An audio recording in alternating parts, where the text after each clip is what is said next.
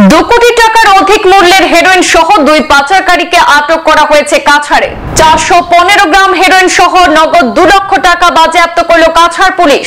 শিলচরের শিলকুড়িতে একটি পিকআপ ভ্যানে তল্লাশি চালিয়ে উদ্ধার হয় এই বিপুল পরিমাণ মাদক। পুলিশ আটক করেছে আনোয়ার হোসেন লস্কর এবং রিপন আহমেদ লস্কর নামের দুই ড্রাগস পাচারকারীকে। কাছাড় পুলিশের ড্রাগস বিরোধী অভিযান অব্যাহত রয়েছে।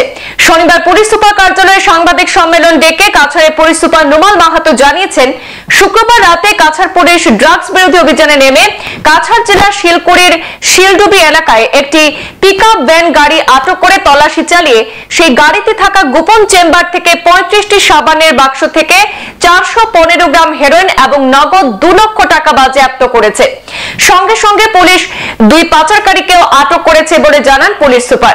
ড্রাগস পাচারকারী দুজনের নাম হলো আনোয়ার হোসেন লস্কর এবং রিপন আহমেদ লস্কর।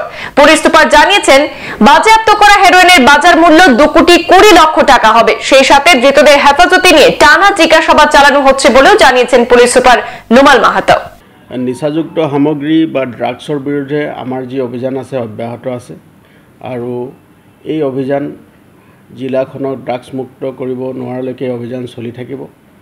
অসমৰ মাননীয় মুখ্যমন্ত্ৰী ডাঙৰীয়াই অসম ৰাজ্যখনক ড্ৰাগছ মুক্ত কৰিব বিচাৰিছে, গতিকে এই অভিযান আমাৰ সদায় অব্যাহত আছে।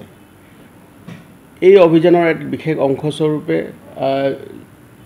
যোৱাকালি আবেলি আমাৰ এটা বিশেষ অভিযান চলিছিলে আৰু সেই অভিযান কালত আমি সীমান্তৱৰ্তী অসম মিজোৰাম বৰ্ডাৰৰ পৰা আমি এটা অপাৰেশ্যন আৰম্ভ কৰিছিলোঁ ৰাতি, আৰু সেই অপাৰেশ্যনটোত পিছত আমি এটা গাড়ী শিলকুৰি অঞ্চলত শিলকুৰি পথত আমি এটা গাড়ীখন হ'ল বলেৰো পিকআপ ভান।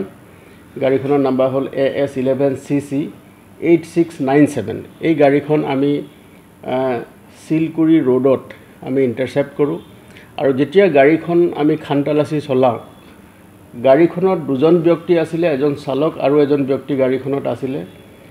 তেওঁলোকৰ নাম হ'ল আনোৱাৰ হোসেন লস্কৰ, ছান অফ আব্দুল জলিল, জামালপুৰ ধলাই। দ্বিতীয়জন ব্যক্তি আছিলে ৰিপন আহমেদ লস্কৰ, ছান অফ আলতাফ হোসেন লস্কৰ, জালালপুৰ ধলাই। এই দুইজন ব্যক্তিকে আমি সোধপোছ কৰোঁ, আৰু সোধপোছ কালত সেই গাড়ীখনত স্পেচিয়েলি মেড বা বিশেষভাৱে নিৰ্মিত এটা চেম্বাৰ কোঠাত তেওঁলোকে 35টা চাবোনৰ বাকচত নিচাযুক্ত সামগ্ৰী কঢ়িয়াই লৈ যোৱাৰ তথ্য আমি পাওঁ। আৰু তাৰ পাছত আমি যেতিয়া মিস্ত্ৰী আনি যেতিয়া আমি তাত খানতালাচি চলাওঁ, তেতিয়া এই 35টা বা 35টা চাবোনৰ বাকচত ছাছপেক্টেড টু বি হিৰ'ইন আমি জব্দ কৰোঁ, আৰু জব্দ কৰি আমি সেইখিনি স্থলীতে ইণ্ডিপেণ্ডেণ্ট উইটনেছ বা তেওঁ সাক্ষীবাদীৰ সন্মুখতে আমি সামগ্ৰীখিনি জব্দ কৰোঁ।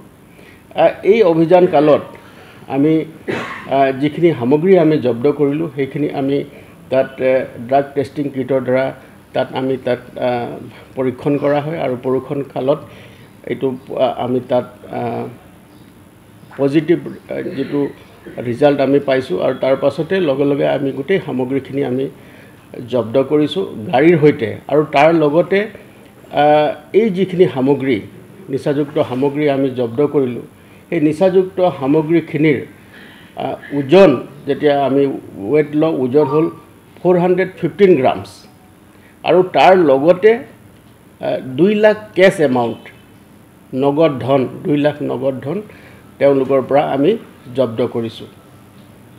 আৰু এই যিখিনি নিচাযুক্ত সামগ্ৰী আমি জব্দ কৰিবলৈ সক্ষম হ'লোঁ, সেই নিচাযুক্ত সামগ্ৰীখিনিৰ চোৰাং বজাৰত আজিৰ মূল্য হ'ব প্ৰায় 2 কোটিৰো অধিক, প্ৰায় 2 কোটি 20 লাখ টকা হ'ব। গতিকে সামগ্ৰীখিনি আমি জব্দ কৰিলোঁ।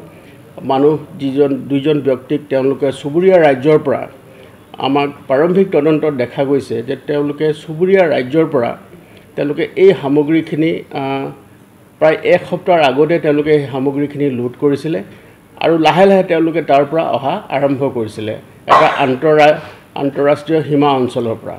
আৰু আমি তেওঁলোকক ফ'ল' কৰি আছিলোঁ, আৰু তাৰপিছত যোৱা নিশা আমি তেওঁলোকক ধৰিবলৈ সক্ষম হ'লোঁ আৰু এই অভিযান কালত যিসকল লোক আৰু জড়িত হৈ আছে এই যি নিচাযুক্ত সামগ্ৰীত অবৈধ যি সৰবৰাহ হৈছিলে এই সৰবৰাহৰ লগত যিসকল ব্যক্তি আৰু জড়িত হৈ আছে তেওঁলোকক আমি টেকনিক্যাল এনালাইচিছৰ জৰিয়তে তাৰ আপৱাৰ্ড লিংকেজ আৰু ফৰৱাৰ্ড লিংকেজেছ বেকৱাৰ্ড লিংকেজেছ আৰু ফৰৱাৰ্ড লিংকেজেছ যি আছে তেওঁলোককো আমি ধৰিবৰ কাৰণে আমি চেষ্টা কৰি আছোঁ আৰু আমাৰ যে এই অভিযান আছে নিচাযুক্ত সামগ্ৰীৰ বিৰুদ্ধে এই যি অভিযান আছে সেই অভিযান অব্যাহত থাকিব। সংবাদ এই পর্যন্তই, ফিরছি পরবর্তী অন্যান্য আপডেট নিয়ে। ধন্যবাদ।